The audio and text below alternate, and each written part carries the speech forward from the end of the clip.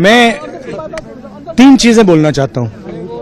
पहली चीज बोलने नहीं दे रहे हैं, मोदी जी घबराए हुए हैं। आपने देखा जो ट्रेड डील 4 महीने से रुकी हुई थी 4 महीने से कुछ बदला नहीं। किसी न किसी कारण, जो मैं जानता हूं नरेंद्र मोदी जानते हैं, नरेंद्र मोदी जी ने कल शाम उस डील को साइन कर दिया। नरेंद्र मोदी जी पर प्रेशर है, भयंकर प्रेशर है, और नरेंद्र मोदी जी का जो इमेज का गुब्बारा है, जो हजारों करोड़ रुपए लेकर बनाया गया था, वो फूट सकता है।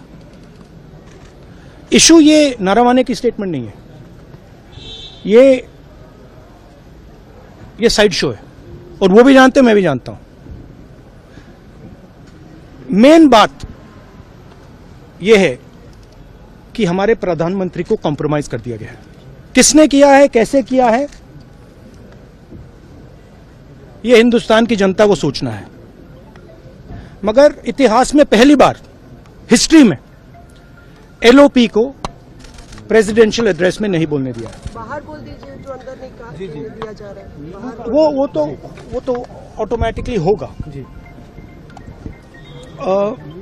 बट ये आप समझिए, और हिंदुस्तान के जो किसान हैं, आप सब समझिए कि इस ट्रेड डील में आपकी मेहनत को, आपके खून पसीने को नरेंद्र मोदी जी ने बेच दिया है। और वो इसलिए बेचा है क्योंकि ये कॉम्प्रोमाइज्ड है। सिर्फ आपको नहीं बेचा है, देश को बेचा है। इसलिए मुझे वहां नहीं बोलने दे रहे। नरेंद्र मोदी जी डरे हुए हैं, क्योंकि जिन लोगों ने उनकी इमेज बनाई है, वो अब उस इमेज को फोड़ने लगे हैं। एक अदानी जी पर केस है यूनाइटेड स्टेट्स में। वो अदानी जी को टारगेट नहीं कर रहा है, वो नरेंद्र मोदी के फाइनेंशियल स्ट्रक्चर को टारगेट कर रहा है। एक वो है। दूसरा है एप्स्टाइन फाइल्स। एप्स्टाइन फाइल्स में अभी और माल है, वो अभी रिलीज नहीं हुआ है। इसीलिए इस दबाव में आकर एप्स्टाइन फाइल्स में जो है, जो पूरा देश जानना चाहता है, मगर अभी अमेरिका ने रिलीज नहीं किया है।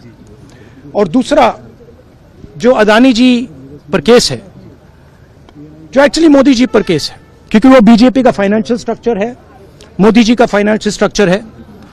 तो ये 2 प्रेशर पॉइंट्स हैं। और आप ये बात समझ लो, देश ये समझ ले कि प्रधानमंत्री कॉम्प्रोमाइज्ड है।